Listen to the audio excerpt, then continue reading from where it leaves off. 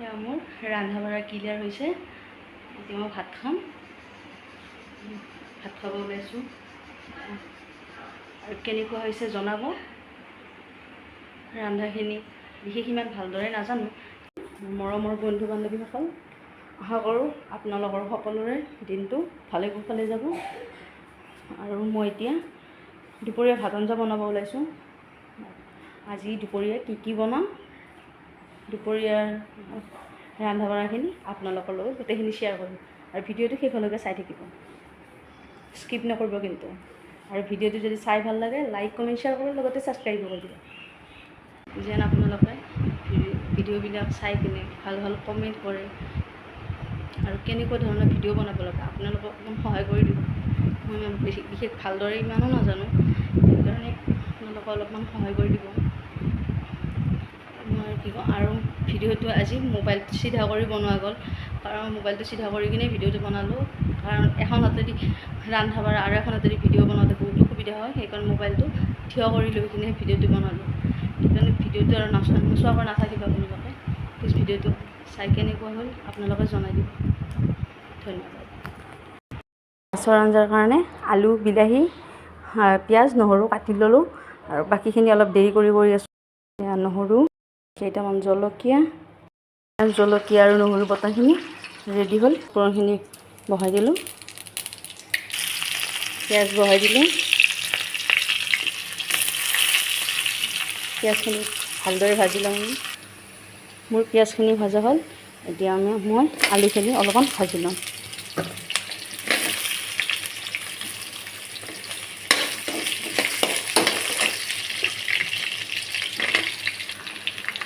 এইবাৰ মই বিলাহীখিনি দি দিম। বিলাহীখিনি দিলোঁ,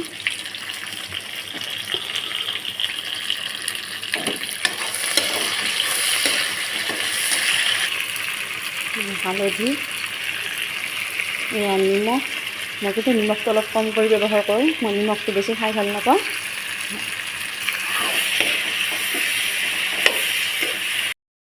আমাৰ তেলখিনি গৰম হৈছে, ইয়াতে আমি এই পাঁচফোৰণখিনি বহাই দিলোঁ, পিঁয়াজ বহাই দিলোঁ। পিঁয়াজখিনি ভালদৰে ভাজি লওঁ। মোৰ পিঁয়াজখিনি ভজা হ'ল। এতিয়া মই আলুখিনি অলপমান ভাজি লওঁ।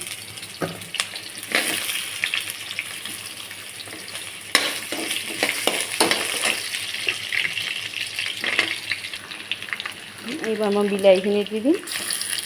বিলাহীখিনি দিলোঁ,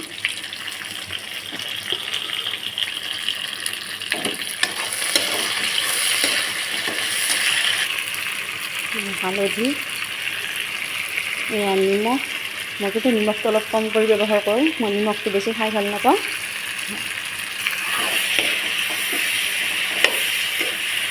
আৰু আপোনালোকে নাভাবিব মই আপোনালোকক ৰেচিপি বনোৱা শিকাই আছোঁ, তেনেকুৱা একো নহয়। সকলোৱে ৰান্ধিব জানে, কিন্তু মই জাষ্ট আজি এনে এটা ৰেচিপি বনোৱা নাই। ঘৰত আজি কেনেধৰণৰ দুপৰীয়া ৰান্ধা বাঢ়াখিনি কৰিলোঁ সেইটোহে আপোনালোকৰ লগত শ্বেয়াৰ কৰিছোঁ। কাৰণ মই ইমান ভালদৰে ৰান্ধিব নাজানো, খালি এনেই জাষ্ট অলপমান ভিডিঅ' বনাইছোঁ। নহৰু আৰু জলকীয়া বটা, জিৰা জালুক বটা, অলপমান পানী দি দিলোঁ তলত লাগি নাযাবৰ কাৰণে। মছলাখিনি লাগি গ'লে এটা বেয়া গোন্ধাই যায়, সেইকাৰণে ইয়াতে অলপমান পানী দি দিম। মই ইয়াতে এতিয়া ভাজা মাছখিনি দি দিম।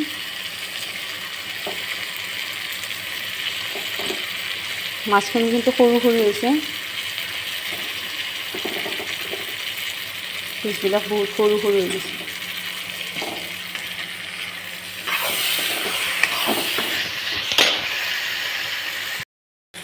আঞ্জাখিনিত মই এতিয়া পানীটো অলপ কমকৈ দিম, মই দালিও বনাম না, পানীটো অলপ কম পৰিমাণে দিছোঁ।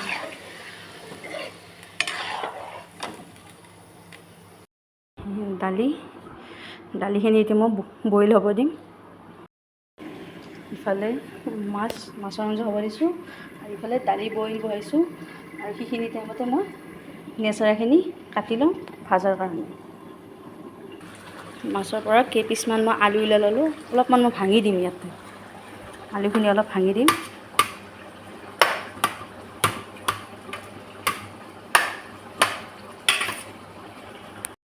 মাছৰ আঞ্জা দিয়া, মাছৰ আঞ্জা হৈ গ'ল।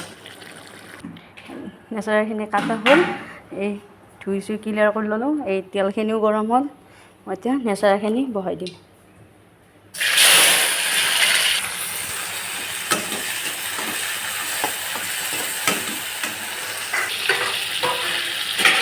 হালধি,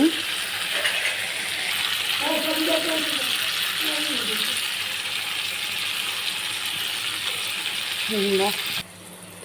নেচাৰাখিনি ভাজা হ'ল, এই তেল বেছি আছে সেইকাৰণে মই ইয়াতে দালিখিনি ইয়াতে তেল মাৰি দিম। নেচাৰাখিনি আগে তৰাই লওঁ। এইখিনি নেচাৰা ভাজা তেল, আৰু তেল মই দিয়া নাই।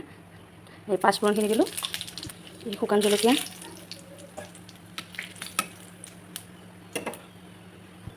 এই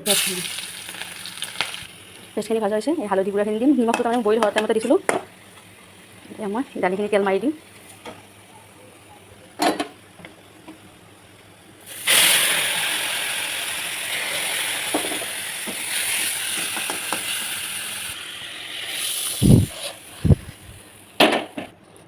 দালি তেল মাৰা কাম শেষ।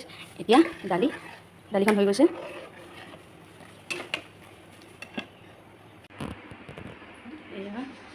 এয়া আলু বিলাহী মাছৰ জোল, দালি, নেচাৰা ভাজা, নেমু টেঙা।